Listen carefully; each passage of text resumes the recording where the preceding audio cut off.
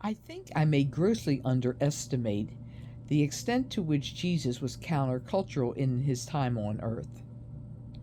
Although we are told how countercultural our faith truly is, I feel sometimes that we can see the world through such a lens of faith and fix our focus on holy men and women as models for our lives to such a point that we can forget this truth. In a world that holds up competition, success, and security as paramount in attaining the good life, the love of God stands as a challenge to these very ideals. Who has not felt the urge to win, to overcome, to secure power and safety? While not bad in and of themselves, they can be hollow if completely misguided, if sought as ends in themselves. Today's readings show these do not make up God's motivations. Rather, he delights in clemency and removes guilt and pardons sins, from Micah 7:18. God is not destructive, but since the beginning of time is always creative and forgiving for the sake of continued creation.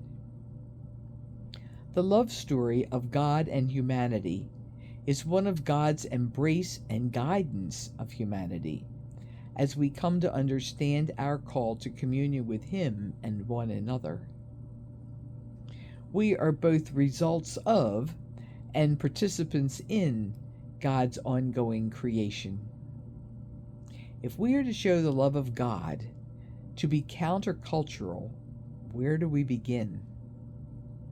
To whom do we extend this love? In Matthew's Gospel, Jesus provides the answer. What might seem like a slight to those closest to Jesus, his question and answer, rather, point to perhaps the most pressing question of our time, maybe even of every time.